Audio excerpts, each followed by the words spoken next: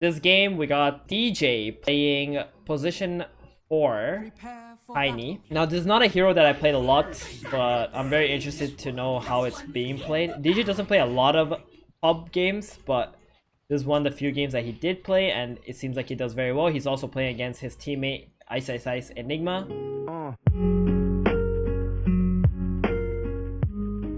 So start, he buys a ward, puts a ward behind the tower, gets a outpost. The enemy team does not get him. Gyrocopter gets revealed from the outpost. His first spell that he takes in this lane is Toss. He's got boots and 2 clarities. He actually doesn't have any region whatsoever, and he's laning with a Rubik off lane. So he's just like weaving back in and out of this fight here against the Rubik and the Gyrocopter, just like casting his spells, just being really annoying.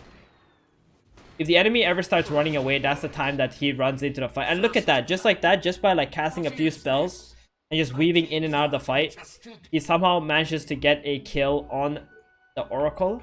Because every time they hit him, they want to hit him, right? Because he doesn't have any regen. But every time they get out of position and the Rubik is hitting him, their Tiny can just walk back in when the enemy starts running away and toss. So his first spell that he gets is Toss, and that's pretty much why, right? Because it gets enemies out of position, much better cooldown than Avalanche, and it can obviously just do more damage because after they get tossed, the enemy always has to run away. So here you can see he's blocking the small camp, making sure that the Oracle will not get any pulls at all. Really like that. And now he's coming into the Oracle, just casually tossing the Oracle, letting that creeps do some more damage on the Oracle, just some harass.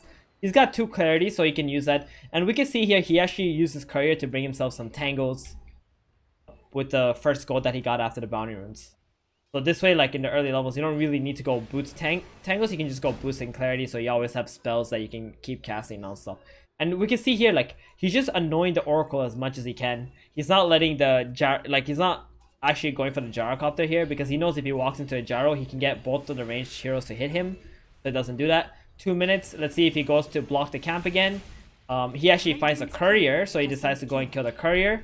I think that's one of the reasons why he put this ward behind the tower too, so he can see the Oracle running for the pulls or kill the courier. Here he tosses his teammate out, tries to save him, but because of the rocket from the Gyro, he will die.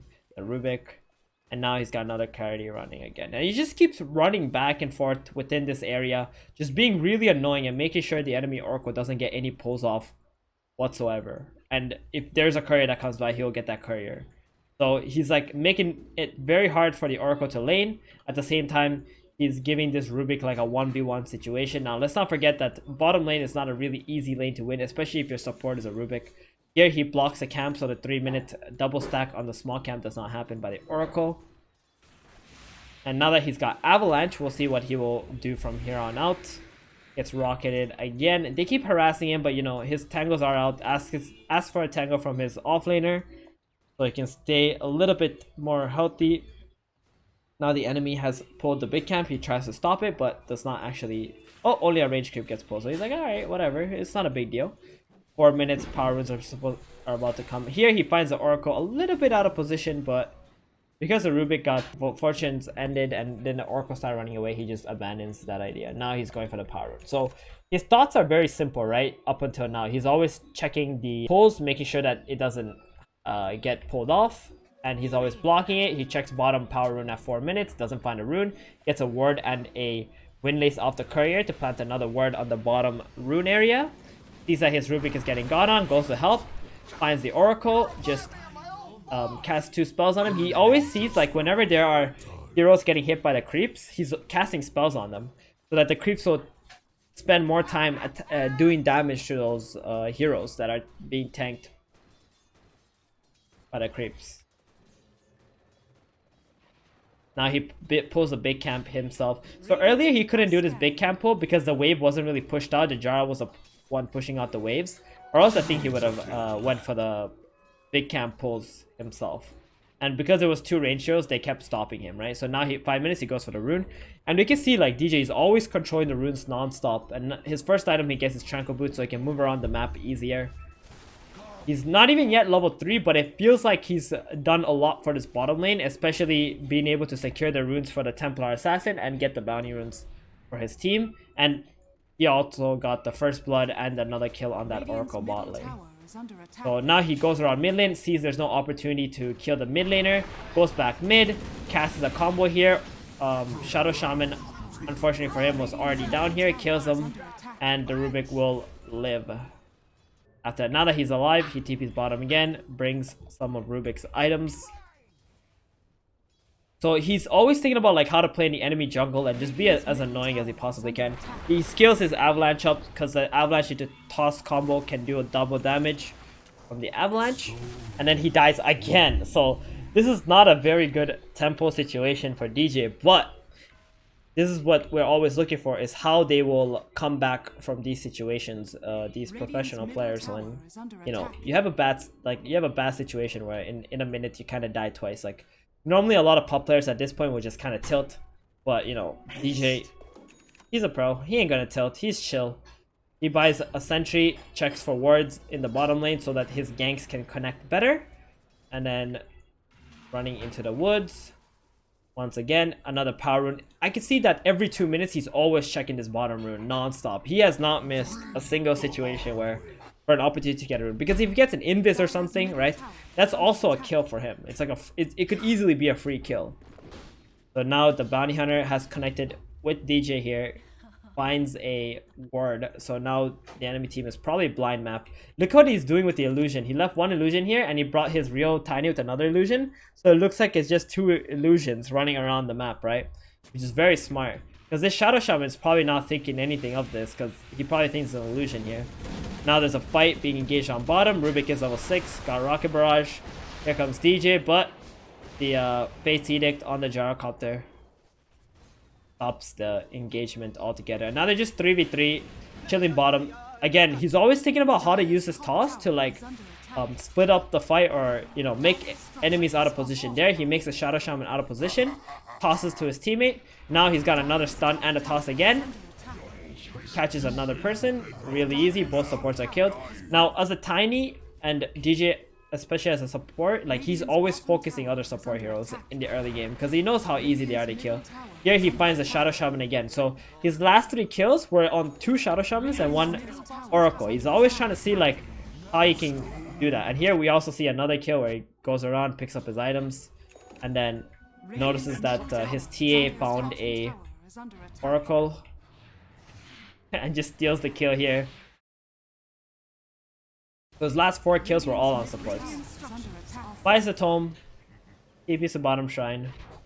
So this TP to bottom shrine is kind of interesting, right? The reason why he did this play is because there's no more pressure they can apply middle. Like there's already a catapult TAs here, the heroes died. Now he TPs bottom because there's Naga Siren bottom, and there's also a catapult here that they can utilize. Right? So he's already like thinking about where in the next part of the map he can start applying pressure. So here he gets revealed by the Nature's Prophet, but he still decides to go in. This NP is actually level 9. So that's a very, very strong NP who can give a lot of experience if he dies. So he casted both the spells, understands that this NP is probably just gone, doesn't have any more mana.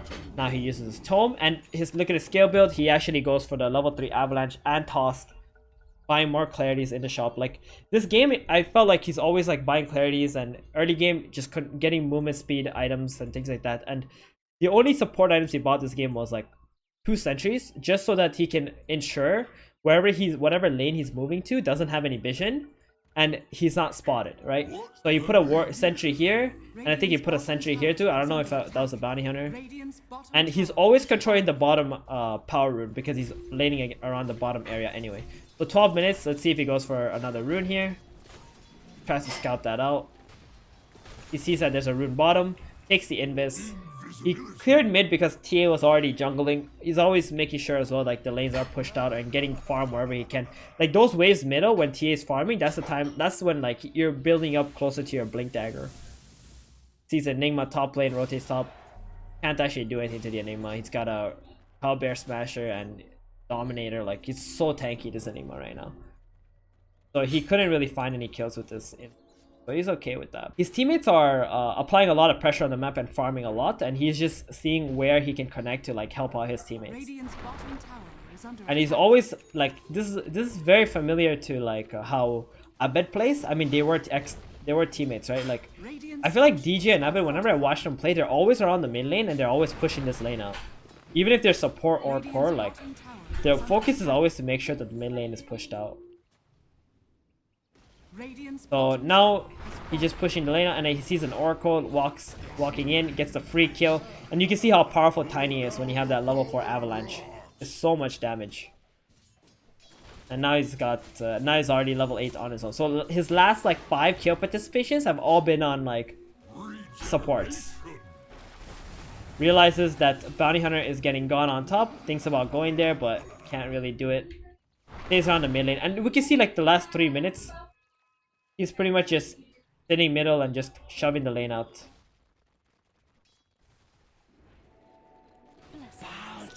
Radiant's courier has been killed. Radiant are scanning. Suppose he farmed another camp, and now he's got his blink dagger. So normally a lot of players ask me like, oh, how do we farm our blinks on supports, and like where do we go, where do we get the space? But like if you watch your minimap and you see like your cores moving around or jungling, you always know that the lane that they were in is probably pretty free, and you can just always go there and you can farm that. That's exactly what he's doing with the Tiny, right? Like the TA went into the jungle, so DJ stayed around mid lane and is taking like all the farm from there. So the Tiny's blink gets killed off here. He grabs the haste rune, goes in, gets that revenge kill. Now he goes to base, heals up, buys a magic wand. So he took the nether shot because it gives spell damage. It's a really good item for Tiny. Nobody else on Dire is really going to use that. Maybe the Rubik can. So once the courier is up, he will get his blink dagger after that. But now Enigma getting hunted by the bounty hunter as well, and at this point in the game, like he's got his dagger, he can just keep running around the map, right? He doesn't actually have to do anything else anymore. There's no need for him to like sit around and farm or push out lanes. He can just let his teammates do that, and at this point he's just like moving around, playing with the bounty hunter wherever he can, playing very aggressively on the map. You can see his positioning. He hasn't like gone back to his side of the map ever since he completed his dagger, essentially. Now he's got his Invis. He's gonna keep doing the same exact thing. His courier's out. Again, his first priority, the fights, is always the supports. He kills the Oracle off. And this time, they were a little bit too aggressive. But his team is still extremely strong. And they're gonna keep getting more kills just like that. And this game, like, the snowball seems a lot stronger because of the bounty hunter, right? The bounty hunter just gives your team more kills, and when you're snowballing with bounty hunter, that's like one of the scariest things ever. And look at his positioning. As soon as he revived, he goes back up into this hill area here, right? He's waiting to see if there's an oracle or something who's walking in to like ward so they can take the fight. Doesn't find one, so he just casually blinks on top of Ice, casts some spells, kills his Eidolons off. Just being super annoying at this point, and just keeping all the lanes shoved in so that his teammates can make movements. And because the wave was shoved in, now the Templar Assassin could just easily, you know, blink in and go for this Enigma if needed. But the rest of his team is not yet there. Gets the last hit. Oh, doesn't get it. And now the TA's Aegis is broken, but all the heroes are here. And he's just waiting to see like who he can cast spells on, but the enemy is just way too weak from all the hunting that was done earlier in this game. So if we take a look at like enemy Shadow Shaman's items, look at his, he has nothing, right? Oracle, same thing.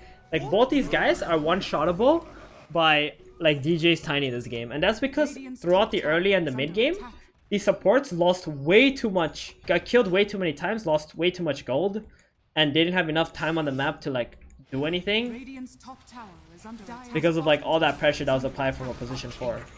And this is really important, like when you're playing position 4 to do plays like this. And just like that, like Ice has already given up in this game. This wasn't a very long game, but like there's some things we can take away from games like this. How to move around as an early support. This game, he spent a lot of time blocking camps, taking power runes, like always checking them. If there's like an invis or something useful or regen, double damage, like all these are really good. He takes those, he can always open opportunities to get kills.